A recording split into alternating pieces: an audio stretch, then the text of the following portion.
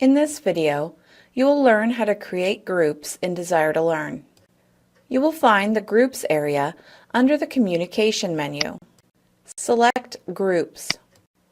Click the New Category button. A category is the container that holds a set of groups. Give the category a name. You do not need to enter a description.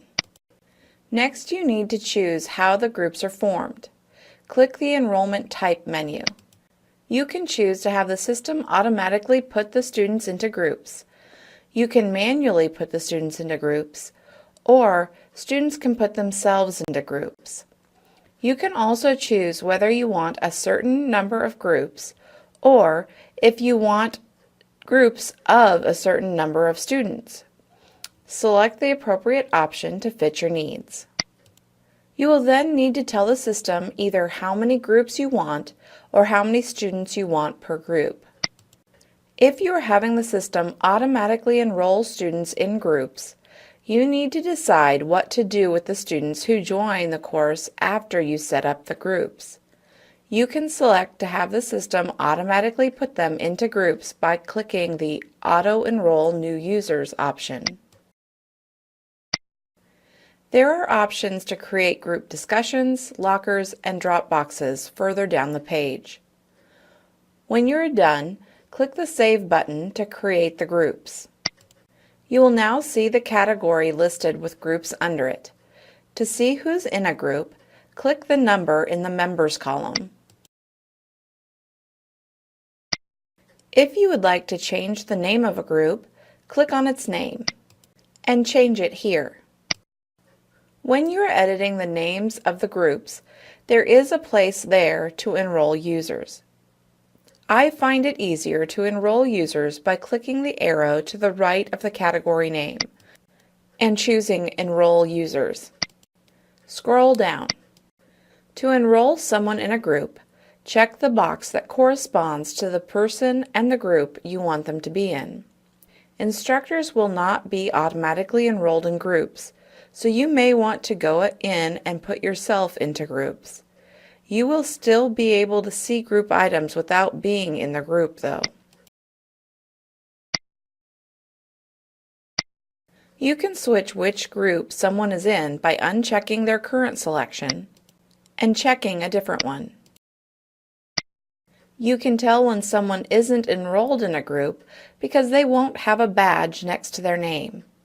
And if they're enrolled in more than one, there will be a circle with an eye. When you are done, click the Save button. You can have as many sets of groups as you need. To make another, click the New Category button again, and repeat the same procedure as before.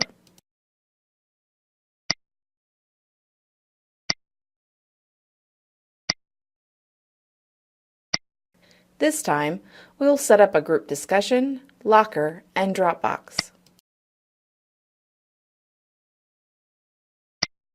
Click the Save button to start the creation process. When creating group discussions, you may want to make a forum for them to be under so it doesn't clutter any forums you may already have. The system will create a topic for each group under the forum you specify.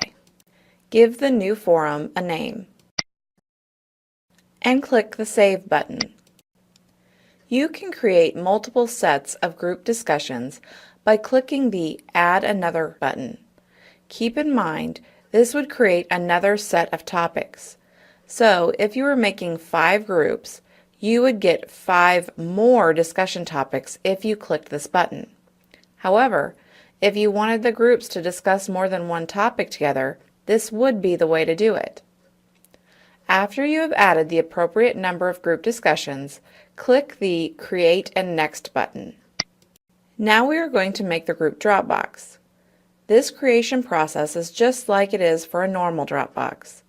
A group Dropbox is the way to go if you want the group to submit one file and have everyone in the group receive the same grade. Give the Dropbox a name and fill in any other information as necessary. Then click the Create button. You do not have to choose any settings for the group locker to be created. You will receive a confirmation that all the items have been created. Click the Done button. It returns you to the Edit screen for the category you just created. It has already saved all your choices, so you can click the Cancel button to return to the Groups area.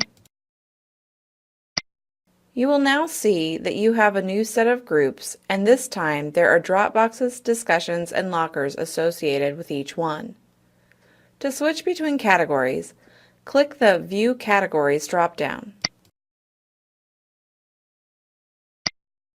You can email groups directly from this screen by checking the box in front of the group and clicking the email link.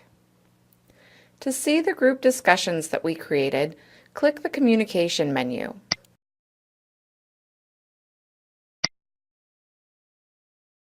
Here is the forum and topics that were created for the group discussion. They are currently only in the discussion list, so you will need to add them to the content using Add Existing Activities if you want the students to see them with the rest of the course information. To see the group Dropbox, click the Assessments menu and choose Dropbox. You can tell which Dropbox is the group Dropbox by the people icon to the right of its title. Again, it is currently only in the Dropbox list. If you want it to be in the content area, you will need to add it there using Add Existing Activities. Those are the basics of using groups in Desire2Learn.